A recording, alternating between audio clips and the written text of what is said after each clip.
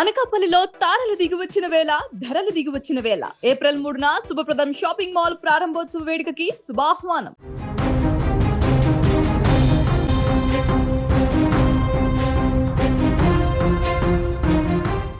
ఇప్పుడు మళ్ళీ ఏపీ రాజకీయాలన్నీ కూడా ఏపీ రాజధానిగా ఉన్నటువంటి అమరావతి చుట్టూ తిరుగుతున్నాయి. సో గడిచినటువంటి ఎన్నికల్లో చూస్తే 2 సంవత్సరాల కిందట జరిగిన ఎన్నికల్లో ప్రధాన అంశంగా ఈ రాజధాని అమరావతి గురించే అన్ని పార్టీలు కూడా తన ప్రధాన అంశంగా మార్చుకున్నాయి. ఇప్పుడు మళ్ళీ కూడా ముఖ్యంగా అటు తెలుగుదేశం పార్టీ కానీ, అలాగే కూటమిలో ఉన్నటువంటి బీజేపీ కానీ, జనసేన కానీ, ఇప్పుడు ప్రత్యర్థి పార్టీగా ఉన్నటువంటి వైసీపీ కానీ, ఇప్పుడు అన్ని పార్టీల మధ్య కూడా ఇప్పుడు మళ్ళీ అమరావతి చిచ్చు మొదలైంది. అంటే కొద్దిసేపటి కిందటే వైసీపీకి సంబంధించినటువంటి అధినేత జగన్మోహన్ రెడ్డి ఒక ప్రెస్ కాన్ఫరెన్స్ నిర్వహించారు. ఆ ప్రెస్ కాన్ఫరెన్స్లో కూడా అంటే రీసెంట్గానే అంటే ప్రస్తుతం ఇప్పుడు లోక్సభలో జరుగుతున్నటువంటి ఏపీ రాజధానికి సంబంధించినటువంటి పునర్వ్యవస్థీకరణ చట్ట సవరణకు సంబంధించినటువంటి బిల్లుని అయితే అటు కూటమి ప్రభుత్వం అంటే ఎన్డీఏ ప్రభుత్వంలో ఉన్నటువంటి కేంద్ర మంత్రి నిత్యానంద రాయ్ ఆయన లోక్సభలో ప్రవేశపెట్టడం జరిగింది. దీనికి మద్దతుగా అటు తెలుగుదేశం పార్టీకి సంబంధించినటువంటి కేంద్ర మంత్రి పెమ్మసాని చంద్రశేఖర్, అలాగే బీజేపీకి సంబంధించినటువంటి అనకాపల్లి ఎమ్మెల్యే సీఎం రమేష్ వీరిద్దరు కూడా మద్దతుగా మాట్లాడడం జరిగింది. అయితే ఈ ఓవైపు లోక్సభలో దీనికి సంబంధించినటువంటి చర్చ జరుగుతున్నటువంటి నేపథ్యంలోనే కొద్దిసేపటి కిందటే మాజీ సీఎం జగన్మోహన్ రెడ్డి ఒక ప్రెస్ కాన్ఫరెన్స్ నిర్వహించారు. అంటే 3 పార్టీలు అటు కూటమి ప్రభుత్వంలో ఉన్నటువంటి 3 పార్టీలు కూడా ఇటీవలే అసెంబ్లీ నిర్వహించడం, అసెంబ్లీలో కూడా అమరావతికి సంబంధించినటువంటి శాశ్వత రాజధానిగా అమరావతిని చేస్తూ చట్ట సవరణ చేయాలనేటువంటి ఒక ఆమోదాన్ని కూడా అసెంబ్లీ తీర్మానించడం జరిగింది. సో అసెంబ్లీ ఇచ్చినటువంటి తీర్మానాన్ని నేరుగా సెంట్రల్కి పంపడం జరిగింది. సో కేంద్రంలో ఉన్నటువంటి కూటమి ప్రభుత్వం ఎన్డీఏ ప్రభుత్వం ఇవాళ లోక్సభలో ఈ బిల్లుని ప్రవేశపెట్టడం జరిగింది. అంటే రేపు భవిష్యత్తులో ఏ ప్రభుత్వం వచ్చినా కూడా, ఏ పార్టీ అధికారంలోకి వచ్చినా కూడా ఏపీ రాజధానిగా ఉన్నటువంటి అమరావతిని మార్చేటువంటి పరిస్థితి లేకుండా కూడా ఒక చట్టం తీసుకురాబోతున్నారు. ప్రత్యేకమైనటువంటి చట్టాన్ని తీసుకొచ్చిన తర్వాత అప్పుడు సో ఎవరు అధికారంలో ఉన్నా కూడా అమరావతి రాజధానిగా కొనసాగుతుంది అనేటువంటి ఒక ప్రయత్నం చేస్తుంది తెలుగుదేశం ప్రభుత్వం. అందుకు తగ్గట్టుగానే ఇప్పుడు అడుగులు పడుతున్నాయి. అయితే ఇప్పుడు జగన్మోహన్ రెడ్డి మాట్లాడినటువంటి మాటల మీద ఇప్పుడు రాజకీయ ప్రకంపనలన్నీ కూడా జరుగుతున్నాయని చెప్పాలి. సో జగన్మోహన్ రెడ్డి ఏం మాట్లాడారు? సో జగన్మోహన్ రెడ్డి గతంలో 2019లో తిరిగి ఆయన ఒక టీడీపీ స్థానంలో అధికారంలోకి వచ్చిన తర్వాత, సో జగన్మోహన్ రెడ్డి అధికారంలోకి వచ్చిన తర్వాత రాజధానిగా ఉన్నటువంటి అమరావతిని ఇది కేవలం శాసన రాజధానిగా ఉంటే సరిపోతుంది. సో ఏపీలో ఉన్నటువంటి 3 ప్రాంతాలని అభివృద్ధి చేయాల్సినటువంటి అవసరం ఉంది.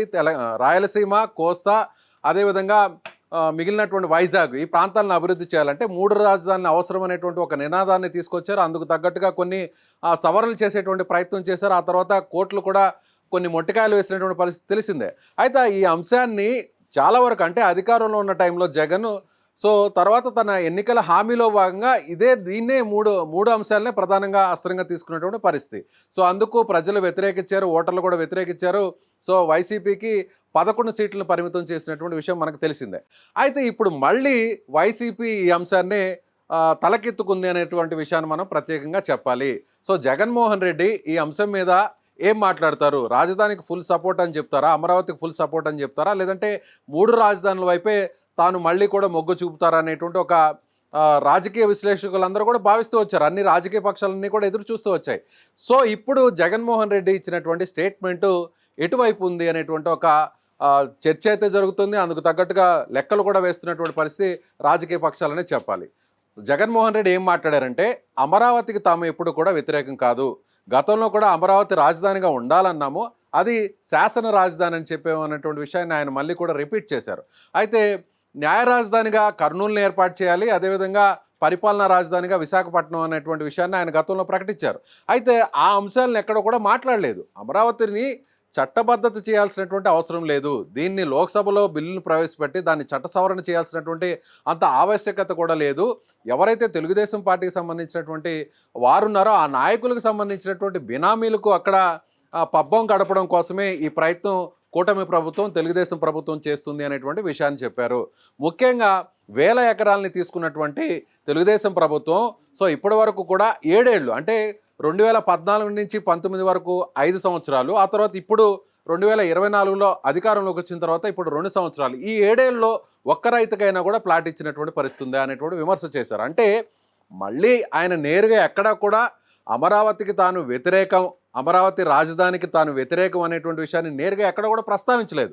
ఒకవైపు అమరావతిని తాను సపోర్ట్ చేస్తున్నానని చెప్పుకుంటూనే సో ముఖ్యంగా ఈ 3 ప్రాంతాలు కూడా అభివృద్ధి చెందాల్సినటువంటి అవసరం ఉంది అనేది ఆయన పరోక్షంగా చెప్పినటువంటి మాట. అంటే పరోక్షంగా 3 రాజధానుల పేరును ఎక్కడా ప్రస్తావించకున్నా సో రాష్ట్రం అంతా కూడా అభివృద్ధి చెందాలి, ఒకే ప్రాంతంలో అభివృద్ధి జరగకూడదు అనేటువంటి విషయాన్ని ఆయన మళ్ళీ కూడా రిపీట్ చేశారు.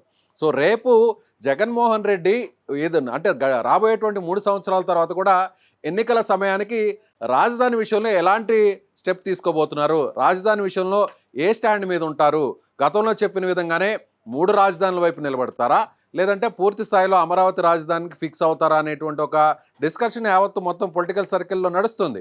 అయితే ఇప్పుడు జగన్మోహన్ రెడ్డి మళ్ళీ కూడా అమరావతి రాజధానికి కాస్త వ్యతిరేకంగా ఆయన వాయిస్ని అయితే వినిపించినట్టుగా చెప్పారు. అయితే ఆయన మరొక విషయాన్ని కూడా ఇక్కడ సజెషన్స్ కొన్ని ఇవ్వడం జరిగింది ప్రభుత్వానికి. ముఖ్యంగా మచిలీపట్నం నుంచి గుంటూరు వరకు ఉన్నటువంటి 110 కిలోమీటర్ల ఈ ప్రాంతాన్ని ఒక క్యారిడార్గా, క్యాపిటల్ క్యారిడార్గా ప్రకటించాలి ఈ ఏరియాలో. అంటే సో అక్కడ ఏదైతే పోర్ట్ ఉంటుందో, మచిలీపట్నం బందర్ పోర్ట్ ఉంటుందో, ఆ పోర్ట్ ప్రాంతం నుంచి కూడా గుంటూరు ప్రాంతం వరకు ఉన్నటువంటి ప్రాంతాన్ని అంతా కూడా పూర్తి స్థాయిలో కొంత పెట్టుబడి పెడితే, కొంత ఇన్వెస్ట్మెంట్ చేస్తే అభివృద్ధి జరిగేటువంటి అవకాశం ఉంది, దీని మీద ప్రభుత్వం దృష్టి సారించాలి అనేటువంటి ఒక సూచనను కూడా ఆయన చేయడం జరిగింది. అయితే జగన్మోహన్ రెడ్డి ప్రెస్ కాన్ఫరెన్స్ ముగిసిన తర్వాత వెంటనే ఆయన ఇంకొక మాటను కూడా చెప్పారు. ఆయన ఏమన్నారంటే ఆ ప్రెస్ కాన్ఫరెన్స్లో కూడా దాదాపు ఒక 50,000 ఎకరాలు అయితే సేకరిస్తున్నారు, 33,000 ఎకరాలు ఇప్పటికే సేకరించారు, మళ్ళీ అడిషనల్గా మరికొన్ని ఎకరాలను సేకరిస్తున్నారు. ఒక్కొక్క ఎకరాకు రాజధాని నిర్మాణం పూర్తవ్వాలంటే కనీసం ప్రాథమిక స్థాయిలో ఫస్ట్ ఫేజ్లో పూర్తవ్వాలంటే ఒక్కొక్క ఎకరాకు 2 కోట్ల రూపాయలు ఖర్చు అవుతుంది. సో ఈ 50,000 ఎకరాలకు ఇంత ఖర్చు అవుతుంది, ఇంత అమౌంట్ని ఎక్కడి నుంచి తీసుకొస్తారు అనేటువంటి ఒక ప్రశ్నను కూడా ఆయన మళ్ళీ రిపీట్ చేసినటువంటి పరిస్థితి. మరోవైపు అమరావతి రాజధాని పూర్తి స్థాయిలో అభివృద్ధి చెందినటువంటి రాజధానిగా నిర్మాణం పూర్తి కావడానికి కొన్ని దశాబ్దాల కాలం పడుతుంది, అది ఇప్పటికిప్పుడు అయ్యేటువంటి పని కాదు అనేటువంటి విషయాన్ని కూడా ఆయన చెప్పారు. అంటే మళ్ళీ కూడా జగన్మోహన్ రెడ్డి అమరావతి విషయంలో తన వాయిస్ని ఆయన రిపీట్ చేశారని చెప్పాలి. ఎక్కడ నేరుగా ఆ విషయాన్ని అమరావతికి వ్యతిరేకం కాదు అనేటువంటి విషయాన్ని చెప్పకపోయినా కూడా మళ్ళీ కూడా ఆయన పాత స్టాండ్లో ఏదైతే ఉన్నారో ఆ అంశాన్ని కూడా మళ్ళీ రిపీట్ చేశారనే చెప్పాలి. అందుకు తగ్గట్టుగానే కొద్దిసేపటికి ప్రస్తుతం మనం చూడొచ్చు, నా వైపు ఉన్నటువంటి వెనకున్నటువంటి స్క్రీన్స్ మీద కూడా మీరు చూడొచ్చు. సో ఇప్పుడు అక్కడ ఢిల్లీలో ప్రస్తుతం లోక్సభలో జరుగుతున్నటువంటి చర్చ కూడా ఇదే. సో ఈ చర్చలో కూడా పెమ్మసాని చంద్రశేఖర్ కూడా చాలా క్లారిటీగా చెప్పారు. కేంద్ర మంత్రి ఏమన్నారంటే ఈ విషయం మీద మేము చాలా క్లారిటీగా ఉన్నాం, అమరావతిని పూర్తి స్థాయిలో అభివృద్ధి చేస్తాం, అందులో ఎలాంటి అనుమానం లేదు. సో ఇందుకు సపోర్ట్ చేసినటువంటి పవన్ కళ్యాణ్ కావచ్చు, బీజేపీకి సంబంధించినటువంటి పార్టీ ఎమ్మెల్యేలు, ఎంపీలందరూ కూడా ఆయన ధన్యవాదాలు కూడా తెలిపారు. ఇంకొక విషయాన్ని కూడా ఇక్కడ మన ప్రస్తావన తీసుకురావాలి. ఏంటంటే ఎన్డీఏ ప్రభుత్వం అధికారంలో ఉంది, బీజేపీకి సంబంధించినటువంటి ప్రభుత్వం అధికారంలో ఉంది, బీజేపీ ఎన్డీఏలో టీడీపీ కూడా ఉంది, బీజేపీకి ఎన్డీఏకి స్పష్టమైనటువంటి మెజారిటీ లోక్సభలో ఉంది. సో బిల్ అయితే ఈజీగా పాస్ అయిపోతుంది, దాంట్లో ఎలాంటి అనుమానాలు లేవు. అయితే అనూహ్యంగా కాంగ్రెస్ పార్టీ కూడా ఈ బిల్లుకి సపోర్ట్ చేసింది. అంటే ప్రతిపక్ష పార్టీగా ఉన్నటువంటి బీజేపీకి వ్యతిరేకంగా ప్రత్యర్థి పార్టీగా ఉన్నటువంటి కాంగ్రెస్ పార్టీ కూడా ఈ బిల్లుకి సపోర్ట్ చేసింది. అంటే సో కాంగ్రెస్ పార్టీ కూడా అమరావతి రాజధాని అనే దాంట్లో మాకు ఎలాంటి అనుమానాలు లేవు, అమరావతి పూర్తి స్థాయిలో శాశ్వత రాజధానిగా ఉండడానికి మా వైపు నుంచి కూడా, మా పార్టీ నుంచి కూడా సపోర్ట్ చేస్తున్నట్టుగా ఆ పార్టీకి సంబంధించినటువంటి ఎంపీ కూడా ప్రకటించారు. సో మొదటి నుంచి అమరావతి విషయంలో కాంగ్రెస్ పార్టీ ఏ స్టాండ్ మీద ఉందో అదే స్టాండ్ని ఇక్కడ కాంగ్రెస్ పార్టీ కూడా రిపీట్ చేసింది. సో బీజేపీ సంబంధించినటువంటి మంత్రి ఈ బిల్లును ప్రవేశపెట్టారు, ఆ బిల్లును కూడా కాంగ్రెస్ పార్టీ సపోర్ట్ చేసిందనే చెప్పాలి. అయితే ఇప్పుడు వైసీపీ ఈ బిల్లుకు సపోర్ట్ చేస్తుందా లేదంటే వ్యతిరేకిస్తుందా? సో అసెంబ్లీలో జరిగినటువంటి తీర్మానానికి సంబంధించినటువంటి దాంట్లో ఇప్పటికే వైసీపీకి సంబంధించినటువంటి 11 మంది ఎమ్మెల్యేలు గైర్హాజరు అవుతున్నారు. సో వరుస నిరవధికంగా ఆ పార్టీకి సంబంధించినటువంటి ఎమ్మెల్యేలు ఎవరు కూడా అసెంబ్లీకి అసలు హాజరు కావట్లేదు. సో వాళ్ళ వాయిస్ వినిపిస్తున్నప్పటికి కూడా శాశ్వత రాజధానిగా చట్ట సవరణ చేయడానికి, సో దీనికి ఒక ప్రత్యేకమైనటువంటి హోదా కల్పించడానికి వైసీపీ నేరుగా ఎక్కడా కూడా మాట్లాడేటువంటి, వారు సపోర్ట్ ఇచ్చేటువంటి అవకాశం అసెంబ్లీలో రాలేదు. కానీ ఇవాళ లోక్సభలో సో ఈ బిల్లుకి వైసీపీ సపోర్ట్ చేస్తుందా లేదంటే వ్యతిరేకిస్తుందా?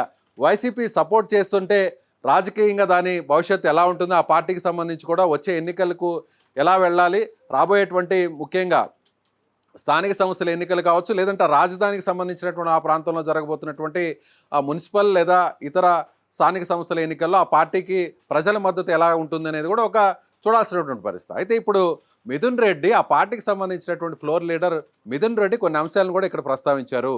ఏమన్నారంటే మిథున్ రెడ్డి వైసీపీకి సంబంధించినటువంటి ఎంపీ, సో మేము అమరావతి రాజధాని విషయంలో ఓకే, ఒక నిర్ణయం తీసుకున్నారు, బిల్లును అయితే ప్రవేశపెట్టారు, కాదనట్లేదు.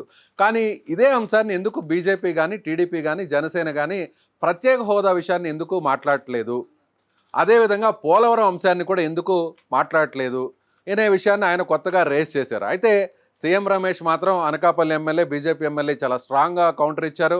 సో పులివెందల ఎమ్మెల్యే ఉన్నటువంటి జగన్మోహన్ రెడ్డిని ప్రజలు క్షమించరు, మళ్ళీ కూడా అమరావతిని వ్యతిరేకిస్తే ఈ బిల్లుకు కానీ వైసీపీ సపోర్ట్ చేయకపోతే ఇప్పటికే ప్రజల్లో వాళ్ళకి ఒక వ్యతిరేకత వచ్చింది, 11 సీట్లకు పరిమితమయ్యారు, మళ్ళీ కూడా 3 రాజధానులు అనేటువంటి 3 నాలుకలతో మాట్లాడితే ఖచ్చితంగా మళ్ళీ వచ్చే ఎన్నికల్లో కూడా ప్రజలు బుద్ధి చెప్తారని చాలా సీరియస్గా ఆయనైతే సీఎం రమేష్ కౌంటర్ ఇచ్చారని చెప్పాలి. సో ఇప్పుడు మళ్ళీ అమరావతి అంశం ఏపీ రాజకీయాల్లో ఒక హాట్ టాపిక్గా మారింది.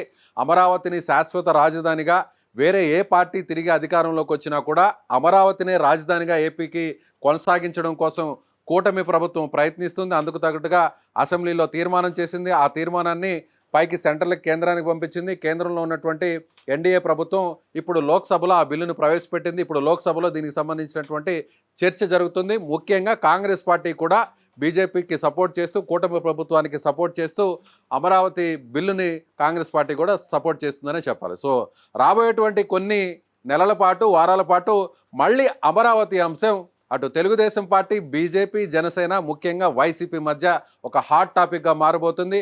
ఏపీ రాజకీయాలన్నీ కూడా ఇప్పుడు అమరావతి రాజధాని చుట్టూ తిరగబోతున్నాయని మనం చెప్పవచ్చు.